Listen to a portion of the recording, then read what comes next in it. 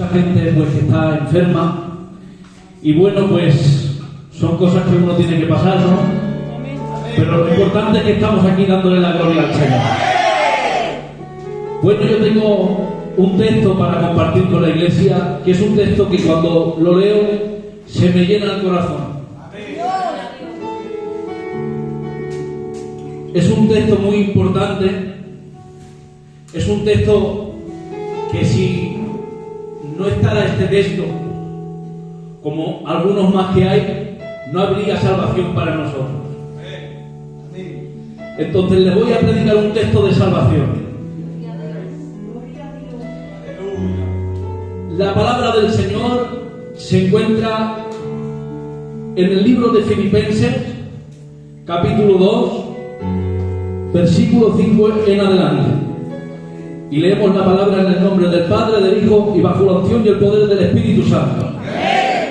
Y dice así: haya pues en vosotros este sentir que hubo también en Cristo Jesús, el cual, siendo en forma de Dios, no estimó el ser igual a Dios como cosa que aferrarse, sino que se despojó a sí mismo, tomando forma de siervo, hecho semejante a los hombres. Y estando en la condición de hombre, se humilló a sí mismo, haciéndose obediente hasta la muerte y muerte de cruz. Amén. Yo rogaría a mi hermano López puesto en pie que me presentara delante del Señor.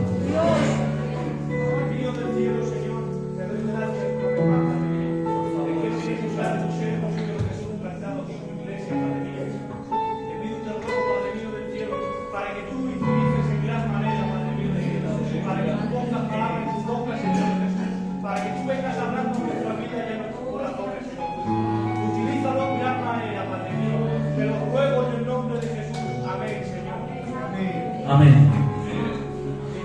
Bueno, pues dice el texto: el cual, siendo en forma de Dios, no estimó el ser igual a Dios como cosa que aferrarse. O sea, que no se aferró al ser Dios. Yo me imagino, hermanos,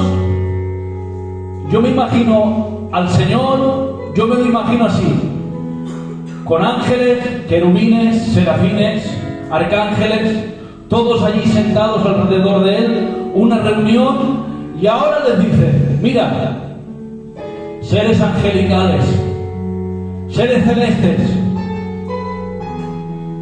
tengo que hacer una cosa.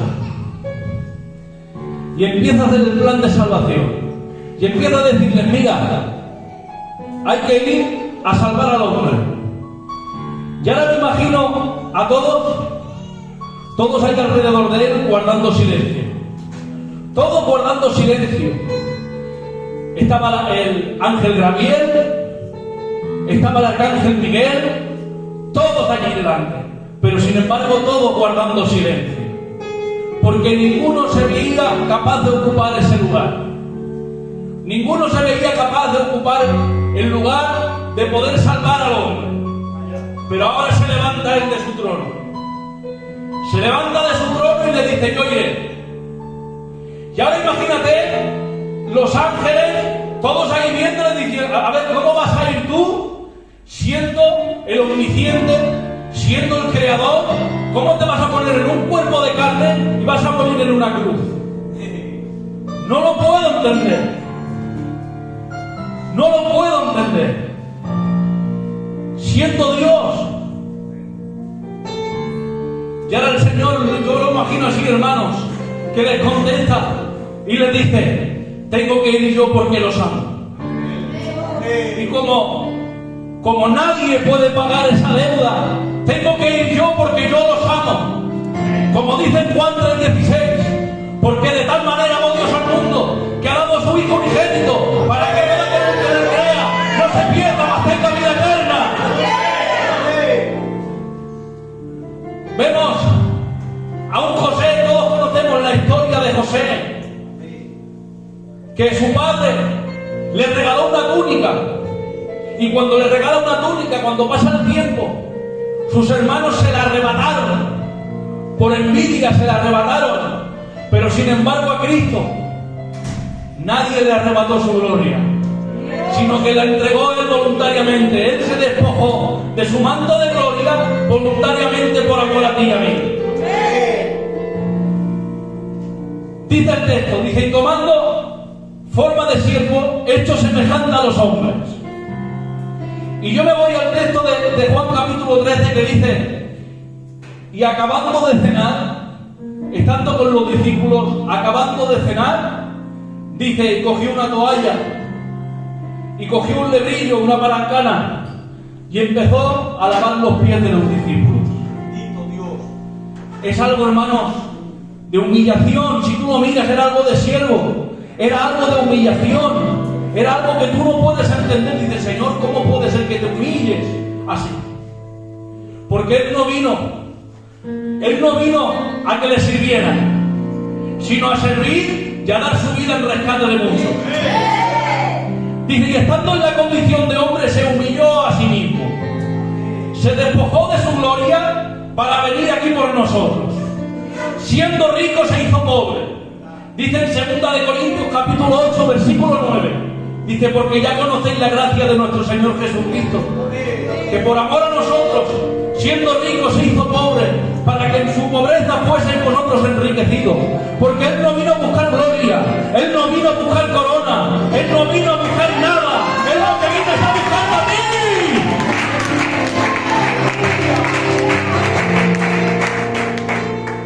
Dice, y haciéndose obediente hasta la muerte, y muerto de cruz. Dice, y haciéndose obediente, no conocía la obediencia. Tuvo que aprender la obediencia. Esa es la palabra. Tuvo que aprender la obediencia. Lo dice la palabra. Dice, hay un texto que dice, y aprendió la obediencia. Y tú ahora me dirás, Abraham, pero siendo Dios, ¿cómo tuvo que aprender la obediencia? Muy sencillo. Cuando estaba en el huerto de Getsemaní, dice, Señor, pasa de mí esta copa. Padre, pasa de mí esta copa, pero no se haga mi voluntad sino la tuya. Él conocía la obediencia, pero lo sabía en la teoría. Y tuvo que estar en un cuerpo de carne para saberlo en la práctica. Era necesario pasar por ahí. Y ahora, cuando estaba en la agonía, estando en el Getsemaní, estando en la agonía, sudando gotas de sangre, que cualquier hombre hubiera podido morir allí mismo ya. La palabra agonía significa una lucha desesperada por la vida. Ese es el significado. Porque en la cruz hubo tortura, pero no hubo lucha. Porque la decisión ya había sido tomada desde el huerto Getsemaní. Por eso cuando vienen a prenderlo, cuando vienen a por Él, cuando vienen a por el Señor, Él les salió al encuentro. Vienen con antorchas y con palos. Era de noche, vino con antorchas y con palos a coger al Señor toda la turba. Pero sin embargo Él les salió al encuentro. Pensando ellos que tenían que buscarlo, Él les salió al encuentro a ellos. Porque no había nada en este mundo, en la tierra, ni en el infierno, que podía entorpecer el propósito que tenía lleno de gracia. Y ahora cuando vienen a prenderlo, cuando vienen a decirle, ¿quién es Jesús? Y si puso Él su rostro como un pedernal y empezó a decir, yo soy, y retrocedieron y cayeron. Y ahora, hermanos, me llamaba la atención un detalle, que vemos que Él no se resiste. Sin embargo, coge Él y se entrega. Cogerme. Y yo decía, Señor, ¿pero por qué hiciste eso? No lo entiendo. Si hubieras podido abandonar, si hubieras podido marcharte y te hubieras ahorrado todo el sufrimiento. Pero me decía el Señor, ¿por qué? Nadie me quita la vida, sino que yo me entrego voluntariamente para luego volverla a tomar. Y ahora, hermanos, lo cogen y lo llevan a la casa del sumo sacerdote. Cuando lo llevan a la casa del sumo sacerdote, vemos que era de noche, era algo en contra de la ley. le hicieron algo ilegal, hermanos, porque era de noche y era algo en contra de la ley. No se podía celebrar un juicio de noche. Luego, no se podía celebrar en una casa, tenía que ser en el templo, en el salón de la piedra tallada. Tenía que ser en ese lugar, si no, no tenía validez. Lo querían manipular de cualquier forma, hermanos. Le pusieron testigos falsos. No sabían lo que hacer. Y ahora el sumo sacerdote empieza a manipularlo. Habrán veces que el demonio querrá manipularte, porque él lo que quiere es verte destruido. Pero dice en el Salmo 91, el que habita el abrigo del Altísimo morará bajo la sombra del Omnipotente. Esperanza mía, castigo mío, en ti confiaré, y a su nombre. Y ahora, hermanos, imagínate, todos allí reunidos, que querían prender al Señor. Imagínatelo por un momento. Y ahora el sumo sacerdote dice, pero tú eres el Cristo. Imagínatelo, hermanos, tú eres el Cristo. Y ahora él con coraje le dice, yo soy. Porque donde veía todo el mundo una derrota, le estaba viendo su victoria. Y ahora, hermanos, en esa casa vemos que un siervo del sumo sacerdote le golpea, le pega una bofetada. Y tú dirás, hombre, pero ¿por qué le haces esto? ¿Por qué has tenido que pasar por todo esto, Señor? No lo entiendo. Siendo el creador del universo, siendo el creador de las estrellas, siendo el creador de todo, ¿por qué tienes que pasar por esto? Que con una mirada hubiera podido matar a ese siervo del centurión, hermano. Él le contesta, si te he hecho algo, vale que me pegues, pero si no te he hecho nada, ¿por qué me pegas, hombre? Imagínate por dónde pasó, hermanos. Pero ¿sabes por qué pasó por todo eso? Porque en su mirada te tenía a ti. Te tenía a ti, a mí, y tenía que decir, tengo que aguantar. No se juega cualquier cosa. Tengo que aguantar porque se juega la iglesia de Figueras y tengo que aguantar.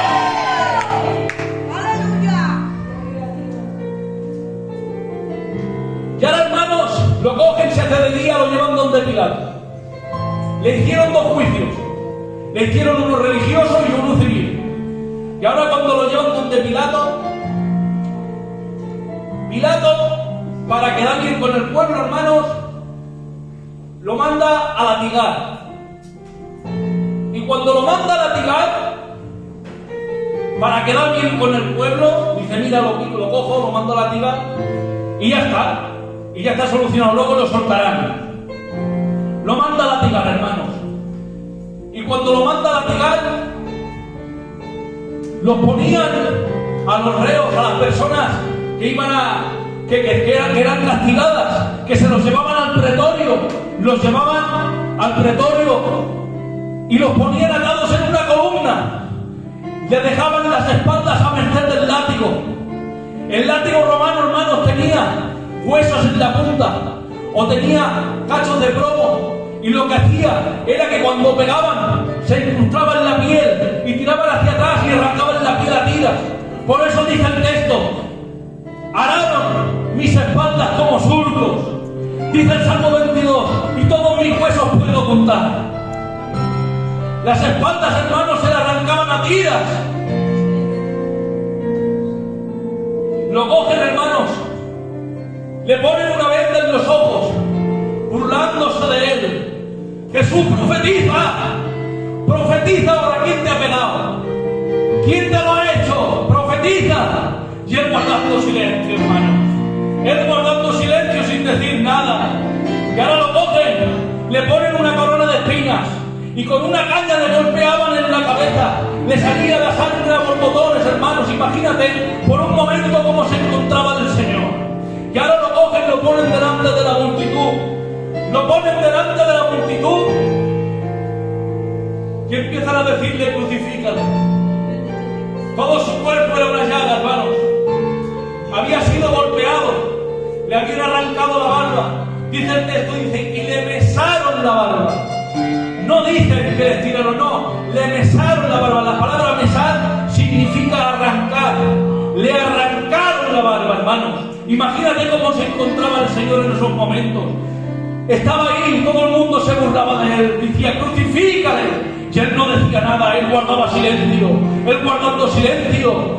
Ahora imagínate Pilato, hermanos, se volvía loco, decía no puede ser, ¿por qué no te defiendes, Jesús de Nazaret? ¿Por qué no te defiendes? Y él guardando silencio, no lo entendía, Pilato no lo entendía, porque hay veces, hermanos, que el silencio es más elocuente que las palabras, porque puede expresar lo que las palabras no pueden.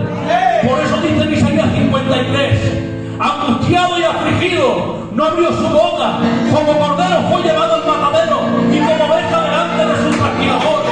Pero él enmudeció y no abrió su boca. Y ahora, hermanos, imagínatelo, ahora se lo llevan camino del Gólgota, y cuando está camino del Gólgota, cogen y le dan la cruz a un hombre llamado Simón de Sirene. Simón de Sirene llevó la cruz, pero no murió en ella. Y solamente los que mueren en la cruz pueden obtener el resultado. Es necesario morir con Cristo en la cruz para luego poder resucitar con Él. Hay muy pocas personas que quieren cruz. Mucha gente quiere acompañar al Señor al monte de los olivos, como Pedro, Juan y Jacob. Pero muy pocos quieren acompañarlo al monte del Calvario. Muy pocos, hermanos. Cuando un pastor ofrece fama, ofrece cargos y ofrece corona, las iglesias se llenan. Pero cuando un pastor ofrece cruz, cuando un pastor ofrece santidad, nos quedamos los mismos de siempre. ¿Qué está pasando, hermanos, con las iglesias? ¿Qué está pasando, hermanos, con el evangelio? Por eso, hermanos, cuando ponen a Barrabás y ponen a Cristo delante de la multitud, todo el mundo gritando diciendo vamos a coger a Barrabás, soltar a Barrabás. ¿Sabes por qué? Porque Barrabás no les exigía santidad, Barrabás no les exigía sacrificio, y Cristo sí. Hay gente que son como aquella multitud.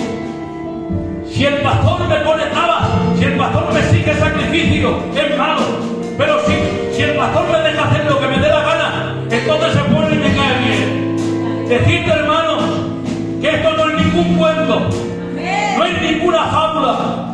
Solo hay dos caminos, o te salvas o te condenas. Y ahora, hermanos, lo llevan a la cruz. Y cuando lo llevan a la cruz, le clavan las manos y los pies. Dice el texto, horadaron mis manos y mis pies. Dice, y toros de Basán me han rodeado. ¿Y quién son los toros de Basán, Abraham? Los toros de Basán lo que hacían es que no tenían cuernos, y lo que hacían era que golpeaban con la cabeza. Y lo que hacían es que cuando golpeaban no hacían heridas, lo que hacían eran hemorragias internas. Hay gente que son como los toros de Basán, que hacen heridas a los hermanos, pero que no están vistos para la gente. Y lo que hacen es que hacen hemorragias internas en los hermanos. Decirte, hermanos, que el Señor no nos ha llamado a pelear uno con el otro. El Señor nos ha llamado a curar las heridas.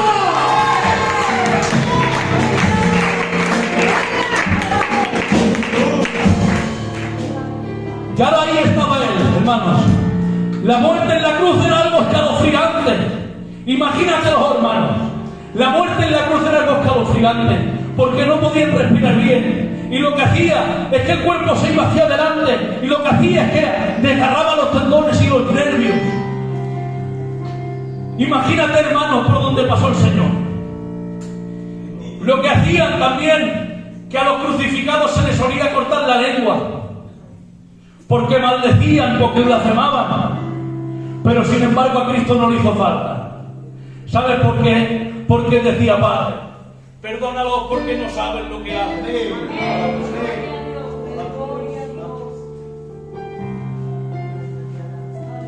Sí, aleluya. Ahí estaba él, hermanos. Yo me lo imagino así, ahí estaba él, en medio de dos ladrones. Tenía que ser contado con los transgresores, tenía que ser contado con los pecadores, para que nosotros algún día fuésemos contados con los santos. Amén. Imagínatelo, hermanos, por un momento. Ahí estaba él.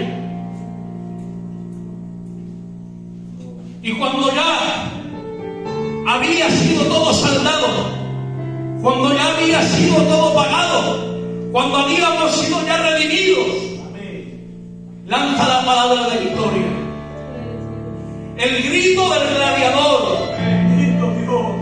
Cuando un gladiador vencía en la arena, en el Coliseo, lo que hacía era que decía: consumado es. Por eso Cristo, entre la hora sexta y la hora novena, se oye un grito en el Gólgota: ¡Padre!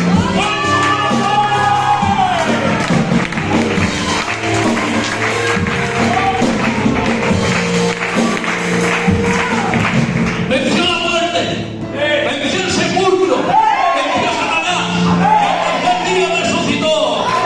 ¡Algún día vendrá por nosotros!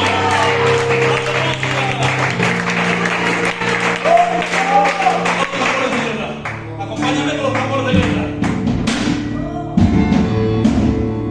Dice en Primera de Tesalonicenses, capítulo 4, versículo 16: porque el Señor mismo, con voz de mando, con voz de arcángel y con trompeta de Dios, descenderá del cielo, con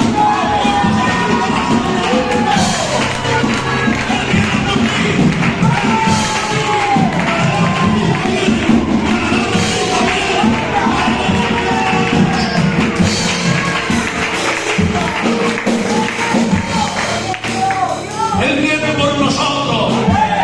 Aunque a veces cueste, aunque a veces quieras tirar la toalla, pon tu mirada en la cruz, pon tu mirada en la cruz y dile: Señor, que me tienes para lo que sea, cuenta conmigo para lo que sea, decirle que el Señor viene por ti. Iglesia, dile: viene por ti.